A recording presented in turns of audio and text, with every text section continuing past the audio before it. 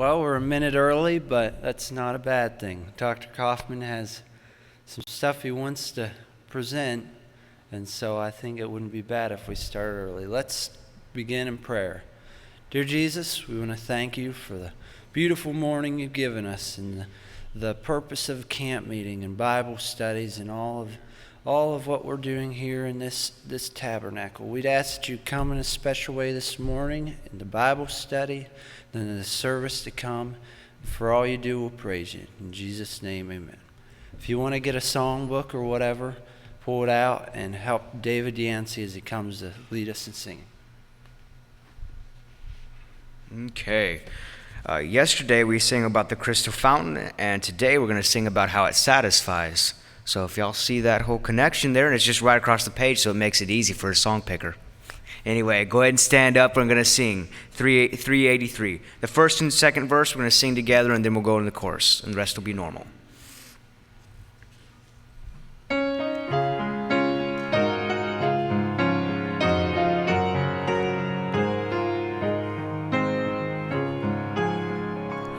All my life long I have panted for a dream from some cool spring that I hoped would quench the burning of the thirst I felt within. I am feeding on the husk around me till my strength was almost gone. My soul for something better, only still to hunger on. Hallelujah, I have found it, whom my soul so long has craved. Jesus satisfies my longings, through his blood I now am saved. For I was and sought for riches, something that would satisfy, but the dust I gathered round me only mocked my soul's sad cry. Hallelujah, I have found him, whom my soul so long has craved. Jesus satisfies my longings, through his blood I now am saved. Ever springing, bread of life, so rich and free, until wealth that never faileth, my Redeemer is to me. Oh, hallelujah, I have found him, whom my soul so long has craved. Jesus satisfies my longings, through his blood I now am saved. For I was and sought for riches, something that would satisfy, but the dust I gathered round me only mocked my soul's sad cry. Oh, hallelujah, I have found him, whom my soul so long has craved. Jesus satisfies my longings, through his blood I now am saved. Amen. You may be seated. Well, amen. That's worth singing about. Anyhow, it's gonna be a short time that I'm up here, and I'm gonna go ahead and turn the service over to Dr. Kaufman, and he has some good information that he is gonna present, and I'm looking forward to what he has for us. Be attentive.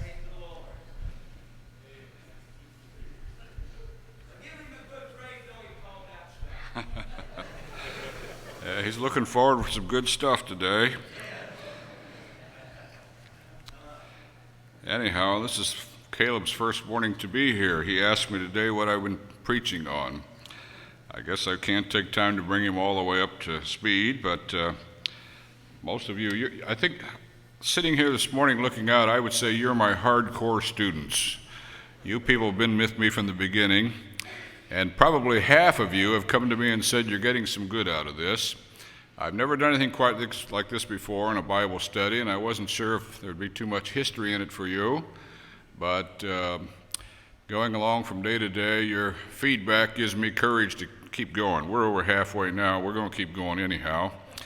But anyhow, I'm glad you're here today. We're looking at the people, the land, and the book. Been focusing right now on the people. We're going to soon go look at the land a little bit. We started off looking at the Second Temple period, which I'm sure you'll never forget now, from the destruction of Solomon's Temple in 586 BC to the end of Herod's Golden Temple in AD 70. And we saw the rise of the Sadducees, the Pharisees, what was going on in that intertestamental period. Now, we started yesterday looking at the rise of anti-Semitism and how it got started a little bit slow in the Middle Ages, but it gathered steam and momentum. Today we're going to see it as it culminates in full-blown hatred of the Jews. When I teach on something pertaining to history, I typically follow a three-point outline. I've taught this to my students. You can pick out about any fact in history, any event in history, and you can write about it from the three C's: the cause, the course that it took, and then the consequences. So what? What did it all mean? You can pick out like the American Revolution. What caused it? Well, problems between Great Britain and America. And there are always long-term causes. Things were brewing, taxation without representation. And then there's that short-term event, that cause, when Lexington and Concord took place and the first shots were fired, heard around the world. There's always long-term causes and that short-term cause, that spark that sets it off. In the Lutheran Reformation, if you were yesterday in the forum back in CEC, we looked at the Reformation. There's 200-300 years of long-term causes, and then there's that day when Luther nails the 95 Thesis, and that's the spark that sets off the Reformation. So we've been kind of looking at long-term causes of the children of Israel getting together as a nation and going back to their homeland. Today I'm going to bring that to a culmination, and we'll try to get as far as 1947 and see how it really does happen. Just talking to a lady this morning, she said, "You're filling in all the gaps and voids." She said, "I knew some of this and I knew some of this," but she said, "You're connecting the dots now. I'm seeing the big picture in a way I never saw it before." And I know that's true because for myself, for years, I knew about this event and that event, but to pull it all together to where it makes sense, you can see God's hand at work. That great unseen, invisible hand is behind, controlling all that's going on here. I want to start with a verse today. It's in Isaiah 66:8. You probably ought to look at it for yourself. Isaiah 66:8.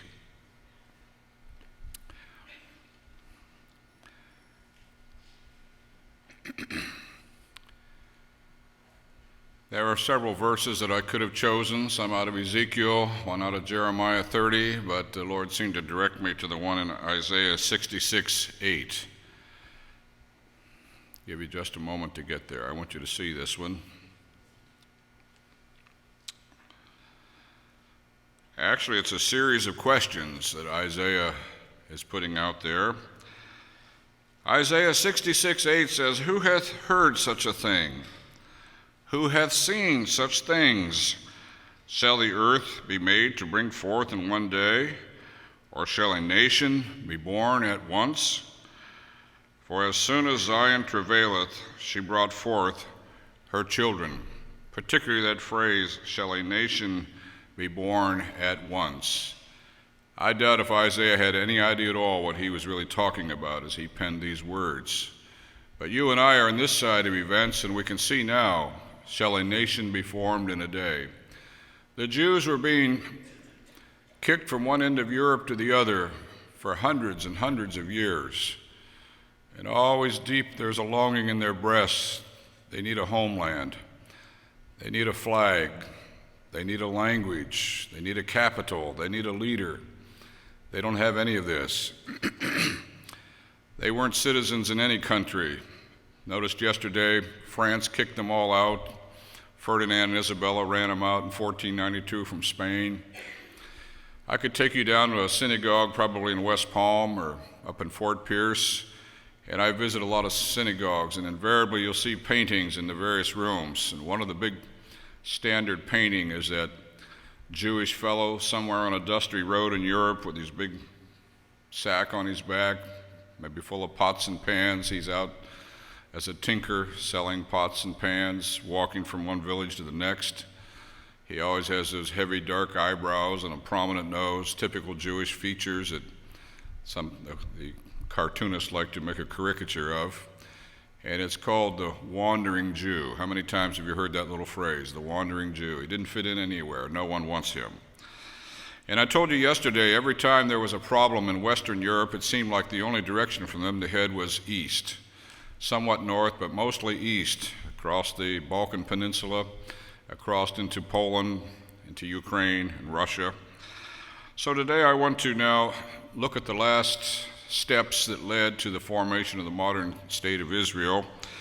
And I want to go back and pick up that word I gave you the first morning. Remember I told you there were some key words we're going to use from time to time, and one of them was that word pogrom. It's on the slide up here now.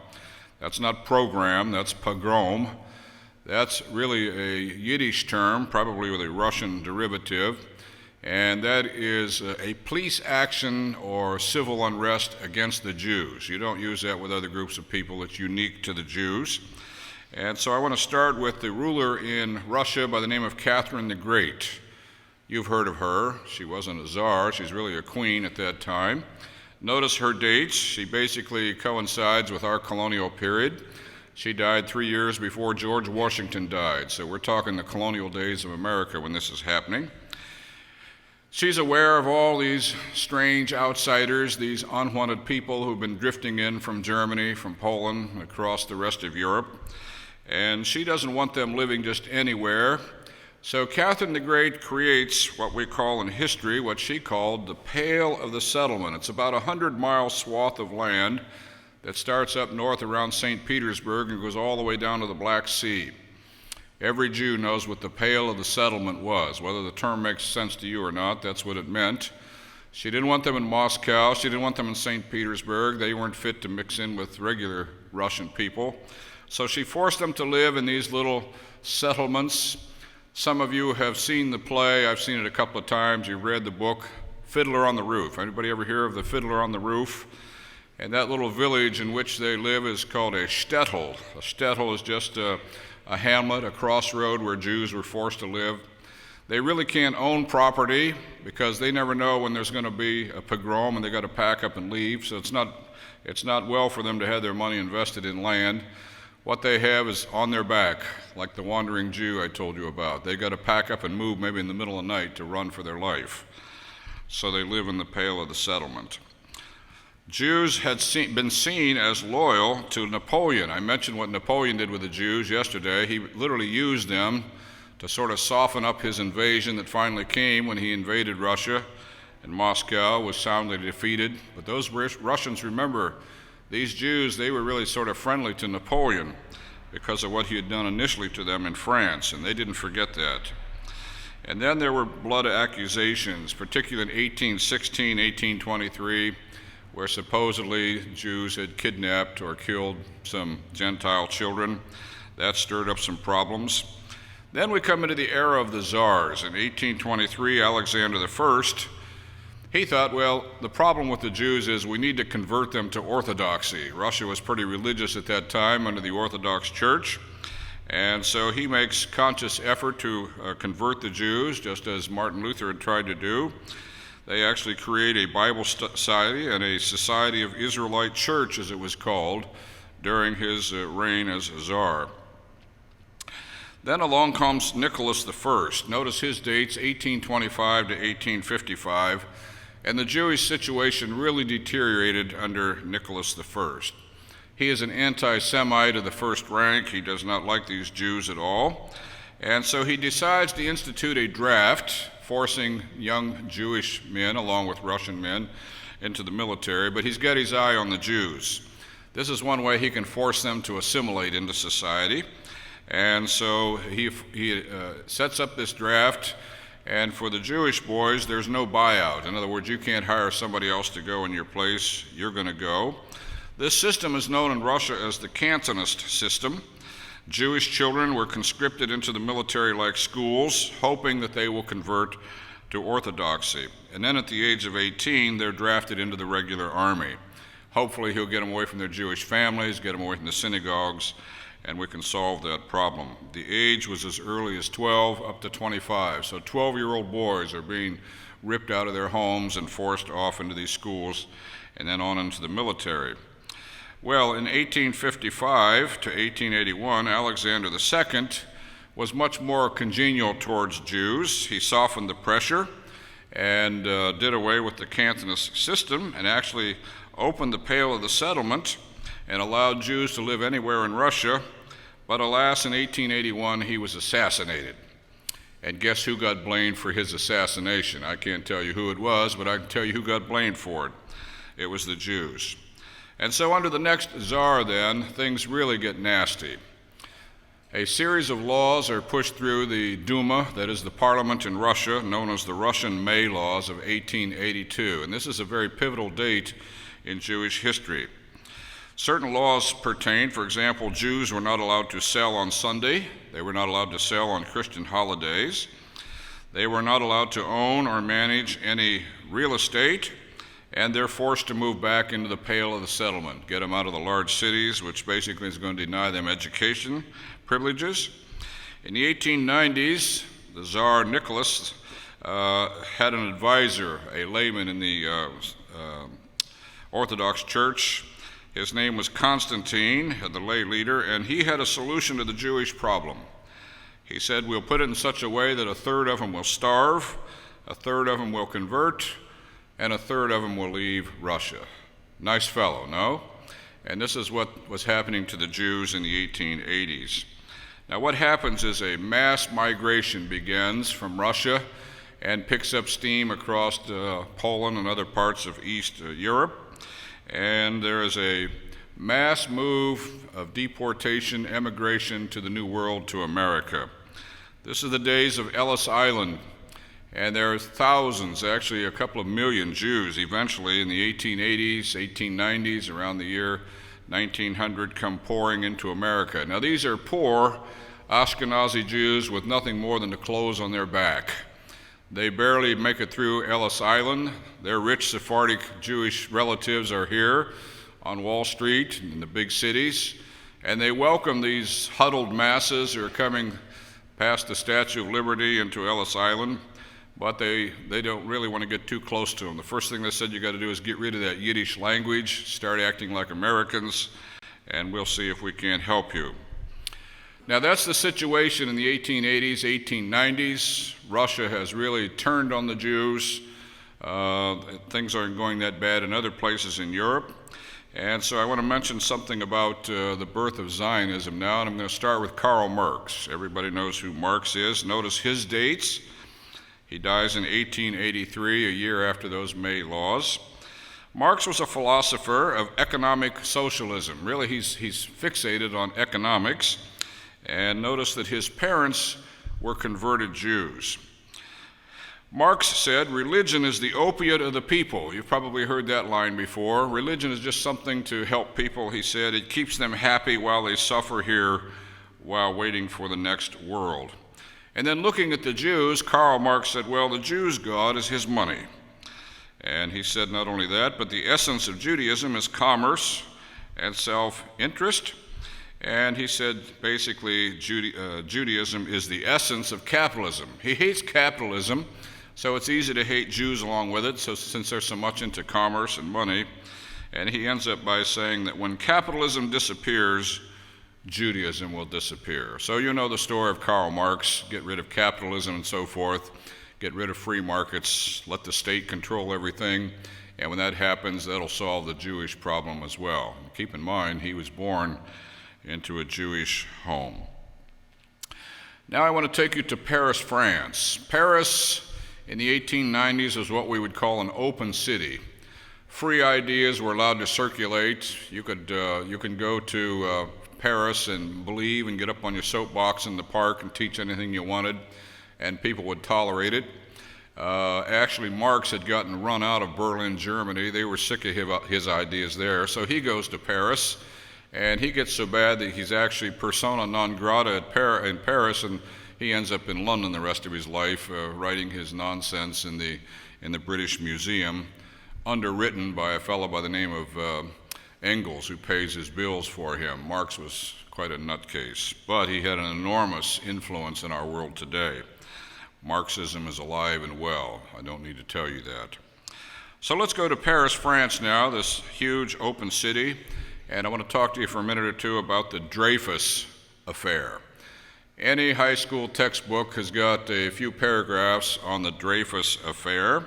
Captain Alfred Dreyfus was a member of the military staff of France, positioned pretty high up in what we would call the Department of War, a military man. On October the 15th of 1894, he was arrested. And he was arrested on the charge of spying for the Germans. Now, this was not true at all. In fact, later on, they found out who the spy really was. But the point is, Captain Alfred Dreyfus was a Jew. And that's all they needed to know about him, never mind whether he's innocent or not. He is put through a kangaroo military court hearing, found guilty of all charges. In 1895, they take him outside the courtroom into a park, thousands of people standing around while they stripped his military insignias off his uniform, broke his sword, as you would say. They busted him down to the rank of private and sent him off to an island for the rest of his life. Well, as he's having this done to him, the crowd is standing there yelling out in French, "J'accuse, j'accuse," which means "I accuse," which means they're screaming out their anti-Semitism. They hate Dreyfus enough for what he had supposedly done in selling military secrets, but they hate him all the more because he's a Jew. And in a minute, I'm going to talk to you about a reporter who was standing there covering that case, who watched all of this happen to him as they shout, "Death to the Jews." Well, in 1901, some reporter got on his case, found out the facts of the matter, found out that Dreyfus was innocent of all the charges. He was brought back, actually reinstated into the military, although he's a marked man for the rest of his life, and the guilty culprit did go to jail. But the point is, there was a fellow from Vienna, Austria, covering that trial and watching all those proceedings and hearing that crowd shout, "Death to the Jews," and his name was Theodor Herzl. Ever heard of him? Theodor Herzl? We know him in Judaism as the father of Zionism. Here's the beginning of Zionism. That's another term I mentioned to you last Friday morning. Now, the Jews have tried their best to gain citizenship in the various countries, and it works for a little bit. Actually, there was a time, eventually around the time of our Civil War, when in Great Britain the Jews did get full emancipation. They were accorded full citizenship privileges and were very successful there. In fact, one of the prime ministers was a fellow by the name of Benjamin Disraeli. You want to guess what his background is with a name like that? Benjamin Disraeli was a prime minister about the time of our Civil War. And so the Jews now have citizenship rights in Britain at mid-century. In 1871, Germany, which had been just a big system of fragmented states for hundreds and hundreds of years, finally pulled together under a fellow by the name of the Iron Duke of Bismarck, and William I became the first king of Germany, and that happened in enough time for the Jews also in 1871 to get full citizenship in Germany. And as soon as that happened, they start moving up society right away. They become attorneys and doctors and professors and judges and bankers. They just have a way of gravitating to the top of the pile. By the way, I have something that's not on the slide here, but I want to mention it to you. During that rough time in Russia, there was a false document that was written. And some of you have heard of it, some have even asked me about it. It was written by an anti-Semite, but made it look like the Jews had planned this thing. It's called the Protocols of the Elders of Zion. Some of you have heard of that document.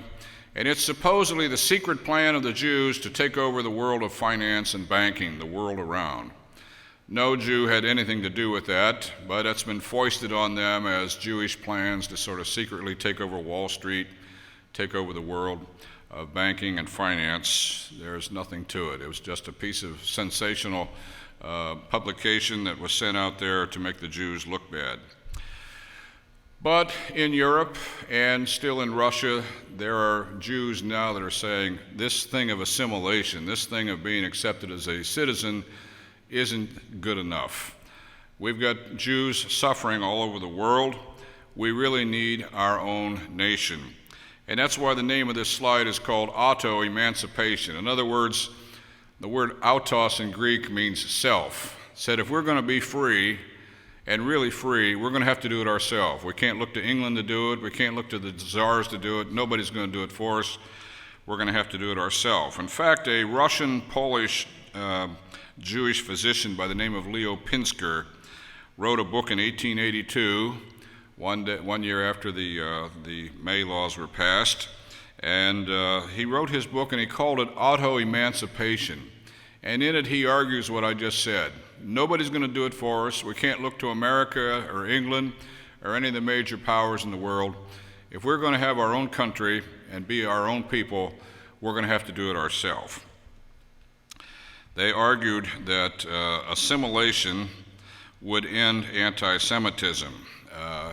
That was the argument, but it really hadn't worked. Because I told you yesterday, for example, when Moses Mendelssohn, who was so well accepted in Berlin, and then they set up that Jewish free school and started teaching outside information to the young Jewish kids. What happened? All of his children converted to Lutheranism. So just assimilation is not the answer. They'll lose their identity and they don't want to do that. And remember what I told you last Friday morning, the greatest miracle of all is the fact that the Jews even exist. How in the world do they still know who they are after all the stuff I've told you about that they've been through?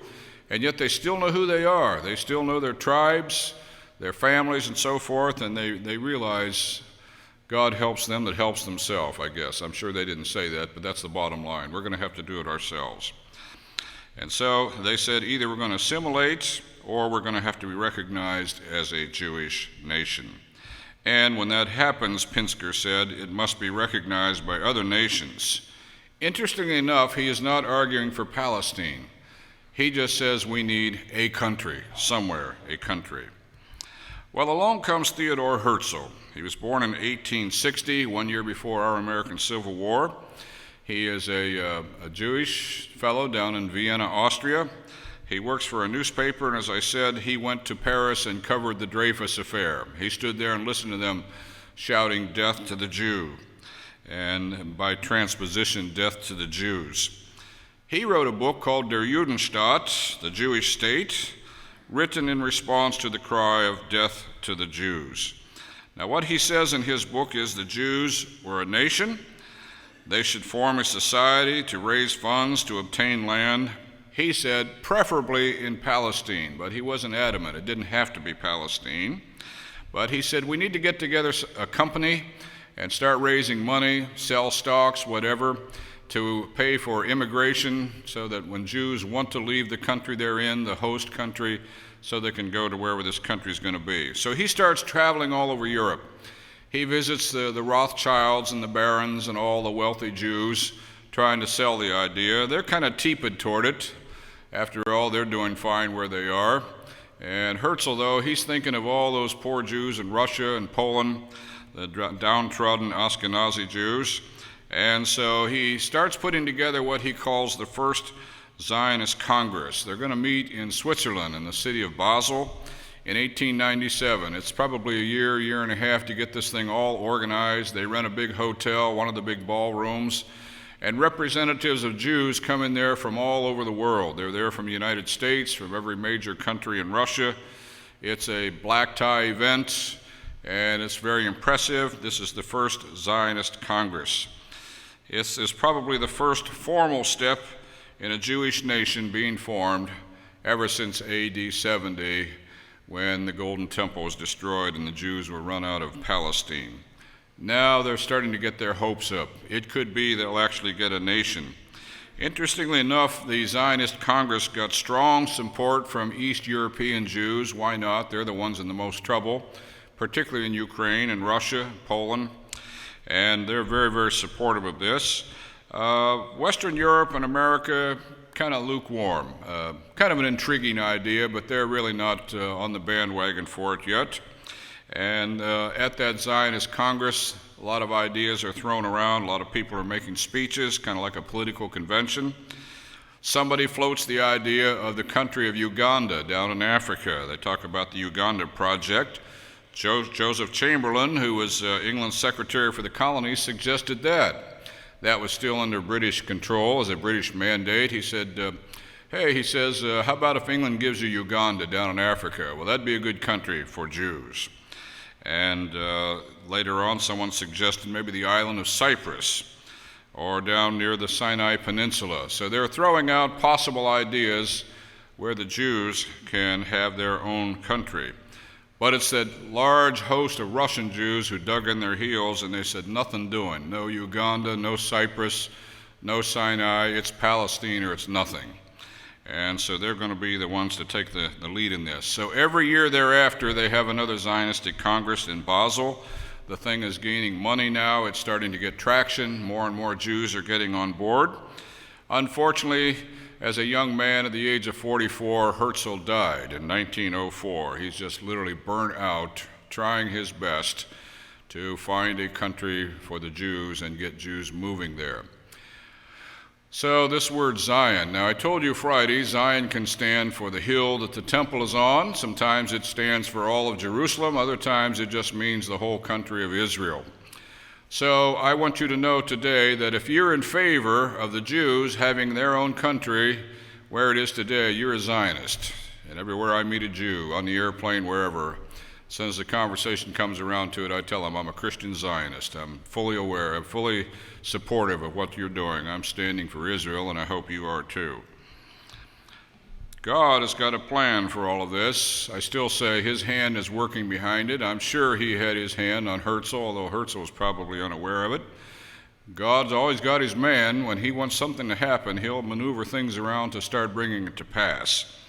And he has a plan. Let me read you that verse from Jeremiah 30 that came to my mind this morning. He said, "The days are coming, declares the Lord, when I will bring my people, Israel and Judah, back from captivity." No doubt he's referring to the Babylonian captivity, but it applies just as well to the modern world. He said, "I'm going to restore them to the land I gave their forefathers to possess." By the way, that land is not owned by Palestinians, that's owned by Jews. God gave that land to Abraham, and it's been theirs ever since God spoke to Abraham. Ezekiel 20 says, "Then you will know that I am the Lord, when I bring you into the land of Israel, the land I had sworn with uplifted hand to give your fathers." Those Arabs ought to read these verses. They don't get the message very well, do they? Now, World War I breaks out.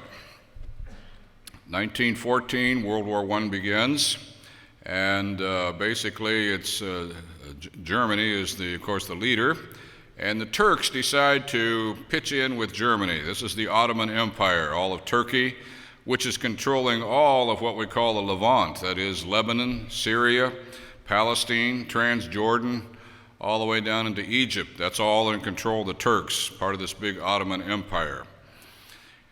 It's pretty clear as the war moves on that Germany and the Axis powers are going to lose.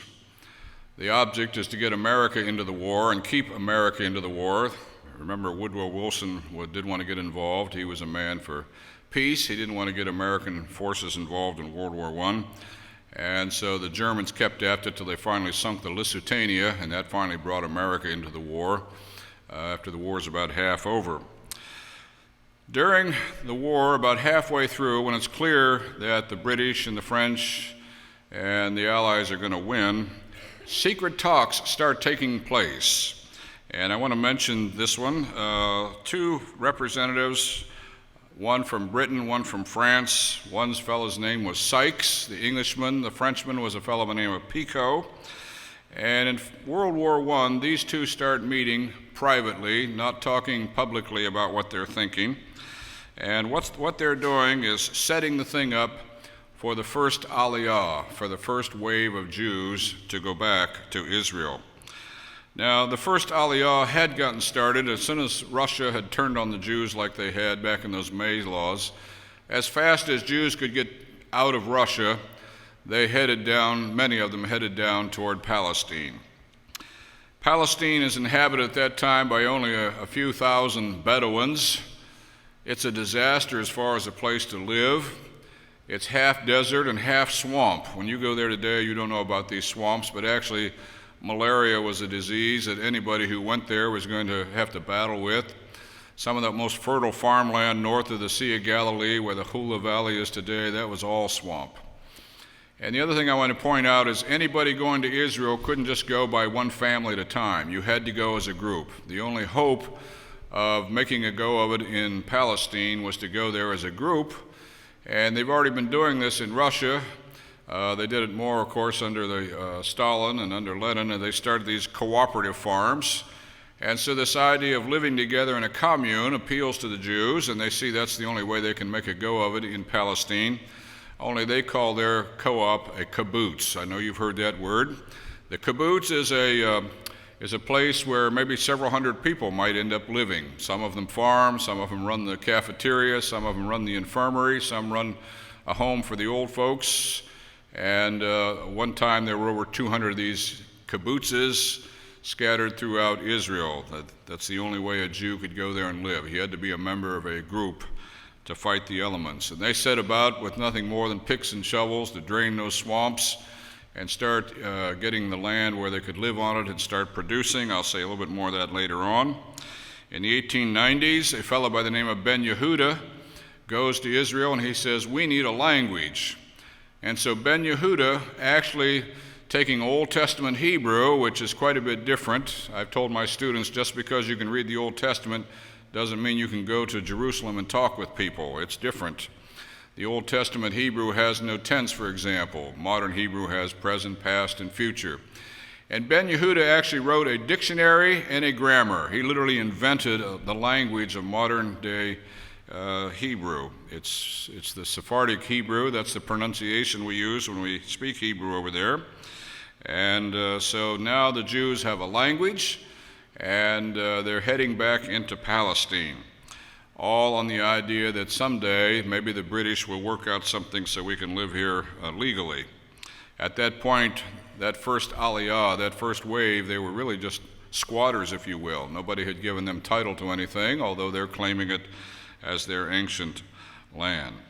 So the secret understanding is hammered out between the British and the French. There's no American representative yet. But near the end of World War I, finally it's time for a British mandate to be set up. And I'm sure most of you have heard of this one. This is the Balfour Declaration. Let me give you a little bit of background to the Balfour Declaration. A fellow by the name of Chaim Weizmann lived in England. He was a physicist and a chemist. And if you're going to build bombs for a war, you need lots of TNT. And he discovered a way of making acetone out of fairly simple compounds. And acetone is the main ingredient in TNT and bombs. And so he gives the British a tremendous impetus in their bomb making to go out and prosecute the war.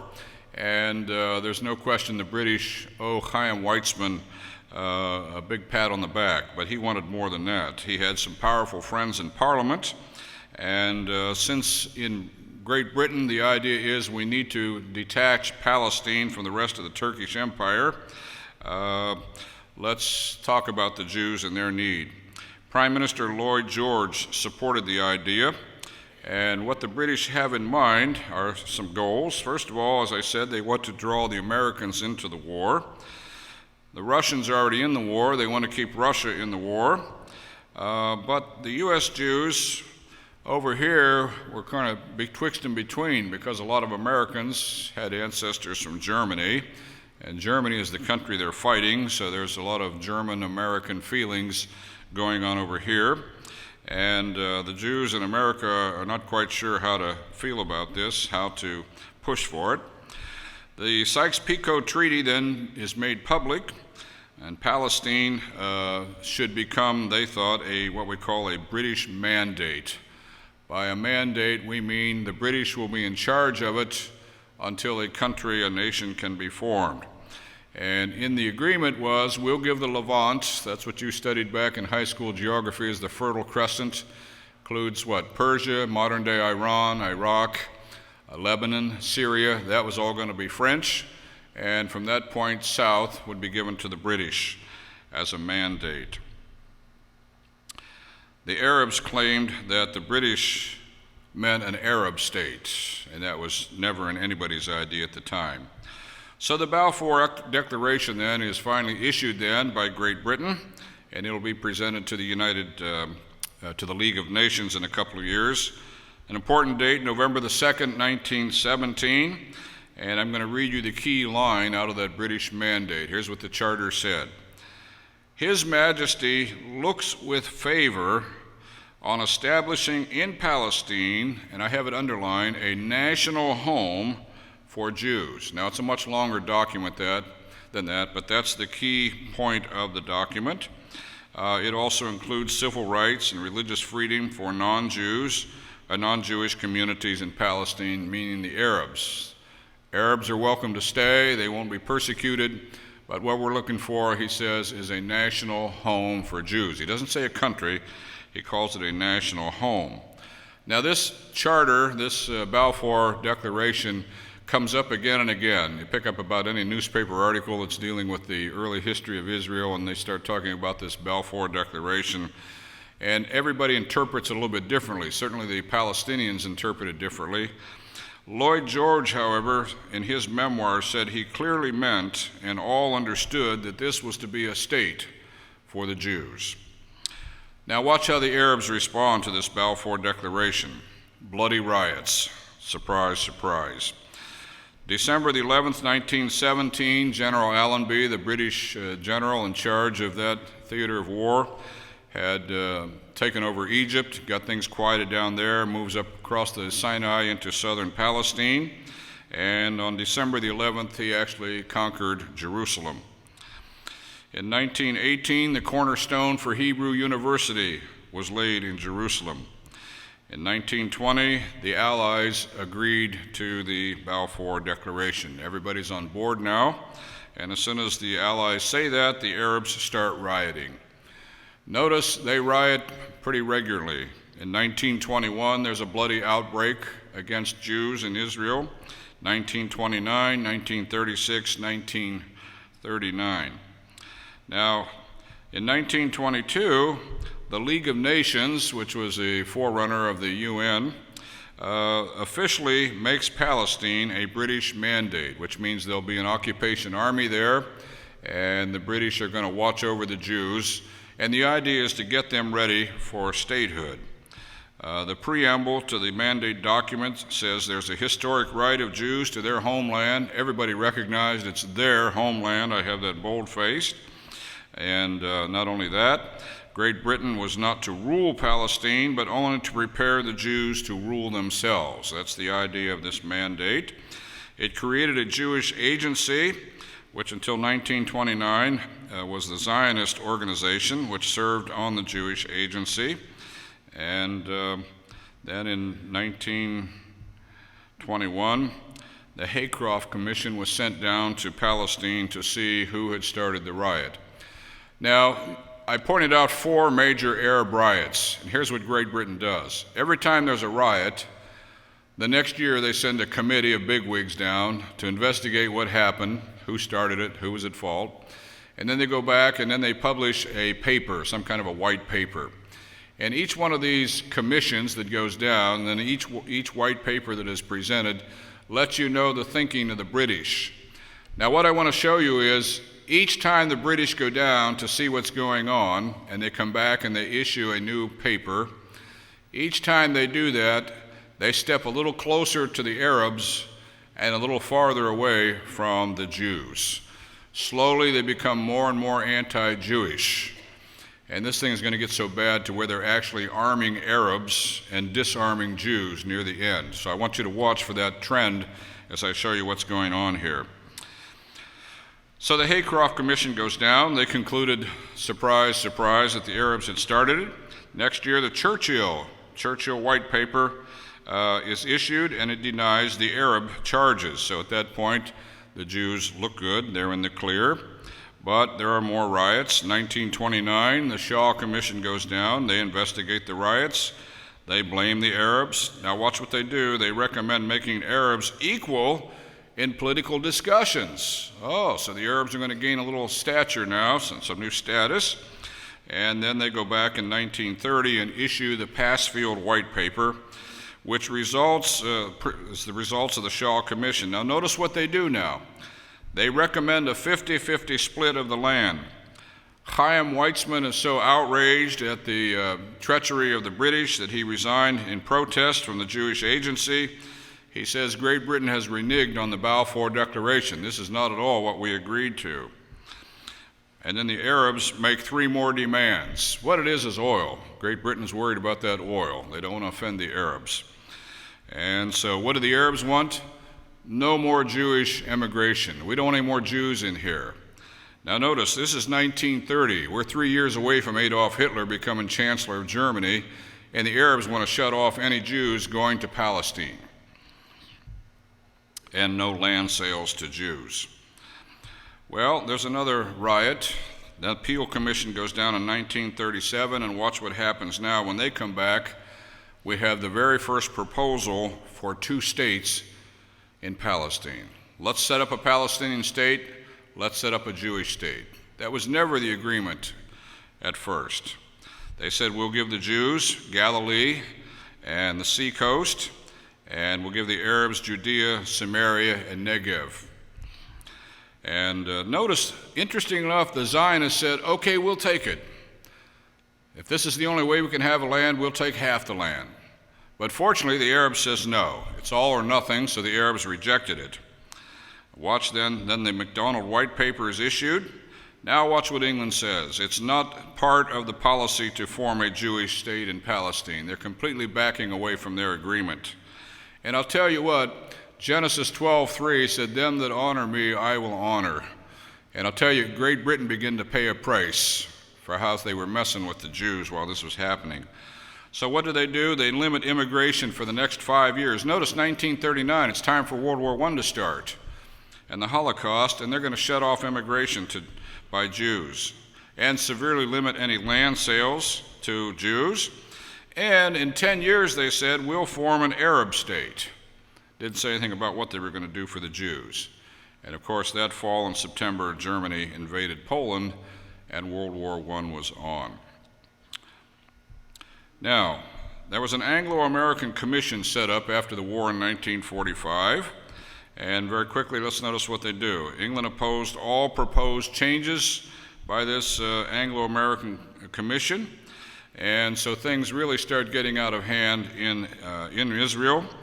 3 different groups, the Lehi, the Haganah, and the Irgun, blew up bridges and buildings. They start rioting, and this is not just Arabs, these are Jews who are outraged at how they're being treated. England responded by arresting members of the Jewish executive, and then in 1946, the Irgun, under the leadership of who's going to become the Prime Minister, Menachem Begin, blew up the King David Hotel, where a lot of British officers were housed. By 1947, total chaos existed in Palestine. Now, World War II is over. This is 1945. Things are out of control. Great Britain says we can't handle it anymore. And so they turn it over to the UN. There is a group formed called the UNESCO. These are 11 members formed by the United Nations Special Commission on Palestine.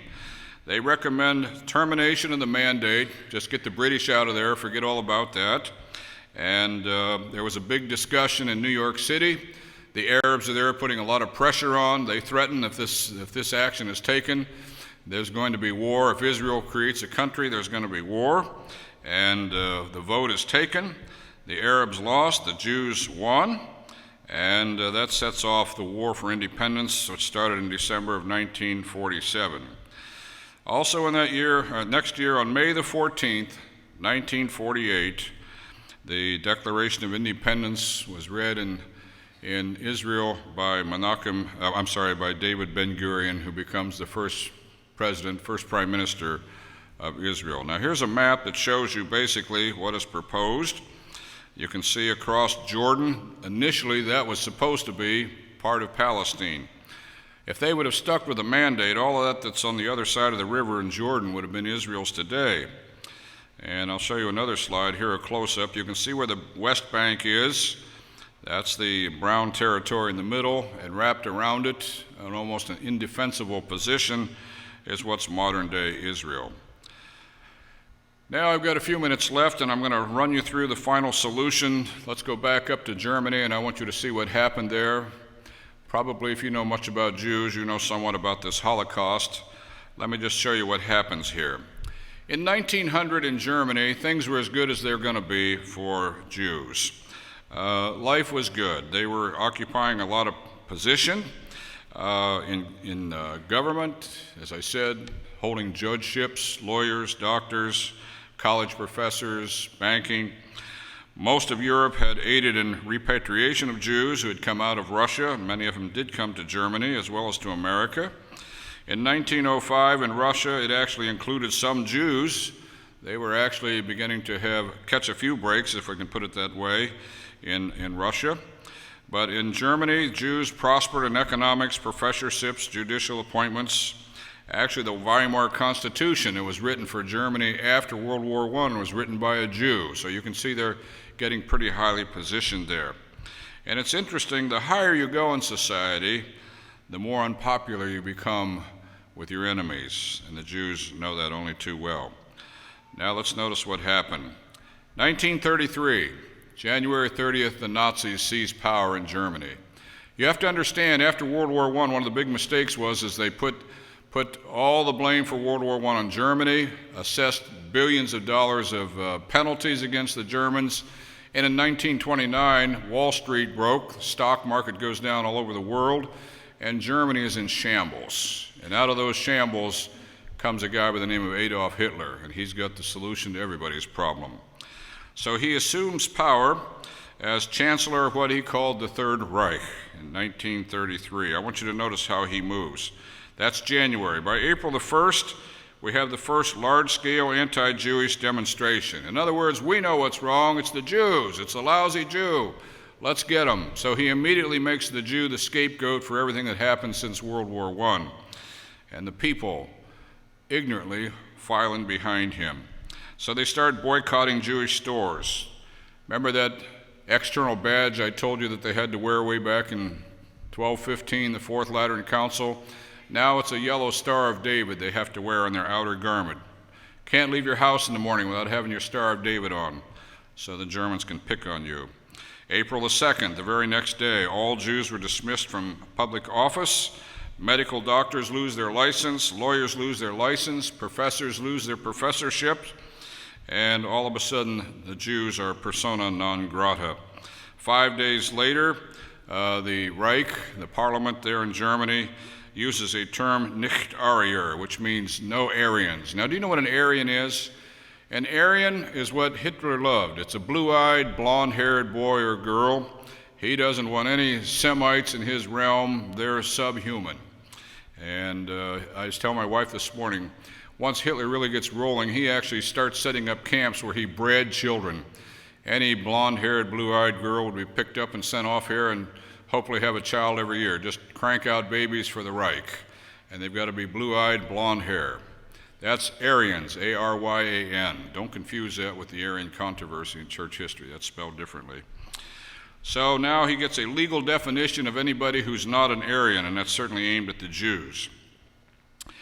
What happens? Their legal emancipation of 1871 vanishes overnight. In September of 1935, the Jews are no longer citizens in Germany. In 1935, a series of laws were passed. I had never heard of these till I studied with the Jews. You can look up on your own. They're called the Nuremberg laws. Look what they did to the Jews now.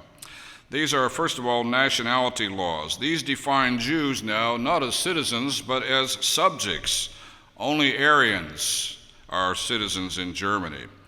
These laws were meant to protect German blood and German honor, as Hitler thought of it. Notice what he does. He outlaws marriage between a Jew and an Aryan, that is a German. And notice this, Jews are not allowed to serve as housekeepers under the age of 45.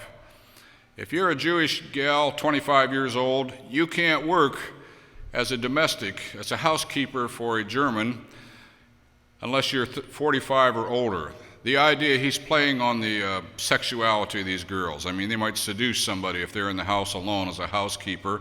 So they pass a law on the national basis that says nobody under the age of 45 can be alone in the house with a German, because we've got to protect German honor and German blood. I mean, it's crazy. This stuff is rammed through the parliament, though, and this is foisted on the Germans.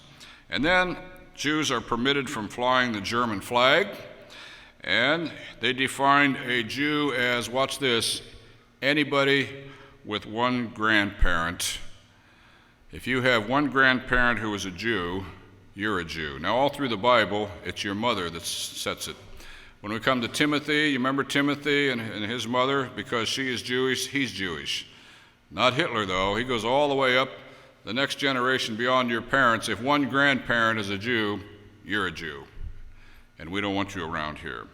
Driver's license revoked. Jews are not able to move around through the country. I'm hurrying on here now. Let's come to the night of Kristallnacht. That's the night of broken glass. In March of 1938, Hitler reaches out to Austria, the Anschluss. He brings Austria into part of the German Empire now and carries out some strong anti-Jewish actions against the Jewish communities down in Vienna, Austria.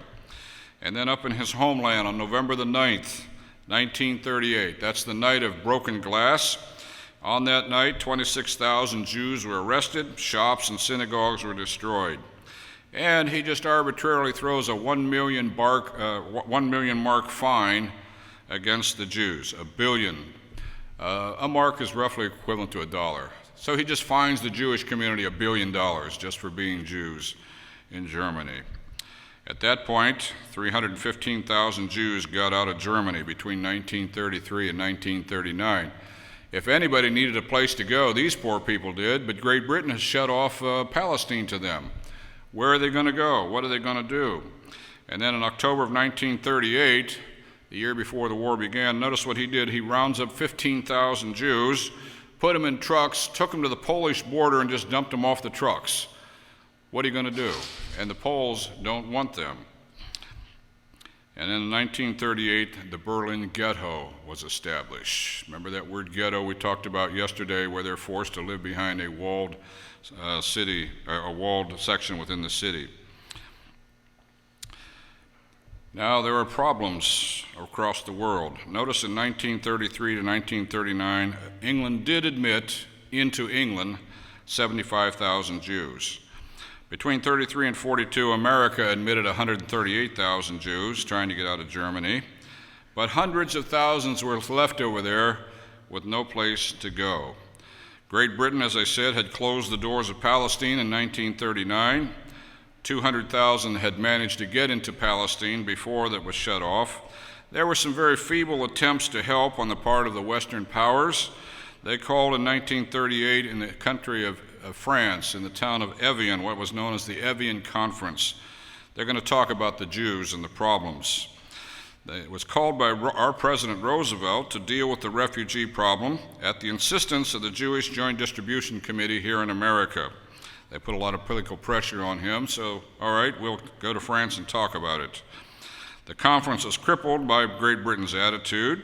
They did not even mention Palestine, of all things. That was the main issue, and they didn't even bring it up. Notice, little Dominican Republic offered to take 100,000 of these poor Jews. The only result was the establishment of an intergovernmental commission on refugees.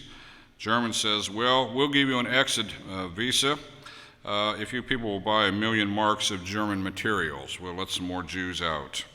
So until 1941, a Jew could leave Germany with nothing more than the clothes on his back. Just leave everything behind and you could go. World War II broke out. And by 1939, the yellow badge now is being worn everywhere the German army has gone, over in Poland now, and they're soon going to be attacking Russia and Ukraine. And by December of 1939, all Jewish males between the age of 14 and 60 are forced into labor camps to help build tanks and bombs and airplanes for the German military. June of 1941, they invaded Russia. Traveling behind the army, as the army advances across the country, in behind are these groups called the Einsatzgruppen. It's a German word which literally means killer squads. And all they would do, as soon as the army passed through into Russia, they would line up every man, woman, boy, and girl and just machine gun them down, just kill them as fast as they could. The killer squads. September of 1941, outside Kyiv. I've talked to missionaries who have gone to this memorial, a place called Baba Yar. On Yom Kippur, 34,000 Jews were machine gunned into an open pit. They just brought in bulldozers, make a pit, line up 34,000 Jews, and shoot them down, cold blood. By 1941, the mass evacuation of Jews is on to the east. Now let's talk about the final solution. June the 20th, 1942. January 20th. You may have noticed this right at the end of January. I was still in Ohio before I came down here, and I remember they were talking about the great Wannsee Convention. This is the 75th anniversary of what happened. Wannsee is a upper-class suburb in Berlin. There was a conference that was held there. Basically, the conference was held to decide how can we liquidate Jews the fastest. And so Hitler had several of his top echelon generals there, and they chose a fellow by the name of Adolf Eichmann to coordinate all the activities needed to take care of the situation. The entsprechend behandelt. In Germany, it means to appropriately deal with the Jewish problem. How can we get rid of these Jews? That was done in 1942. Goering was there, Heydrich was there. Nothing was written down. These guys are smart enough to know if this war didn't go the way they wanted to, they could be tried as war criminals. So a lot of this is just done orally. Eichmann is given the instructions, set up the camps, find a way to kill them fast, and get rid of them fast. We don't want the evidence to be used against us after the war is over. Starting in 1942, 1.4 million Jews were gassed. I have a table here just to give you an idea of how many were lost altogether. In Poland and Russia, the biggest amount was 4,565,000. Why was Poland so high? Because Germany sent most of their Jews into Poland to do it. Germany itself, there were only 125,000. Austria, 65,000. Hungary, 402,000. The Netherlands, 106,000. And a total of all the other countries, 557,000. Just under 6 million Jews, half the world population, is wiped out in a little over 3 years by Hitler. It was his solution, the final solution to the Jewish problem. The Holocaust in Hebrew is known as the Shoah.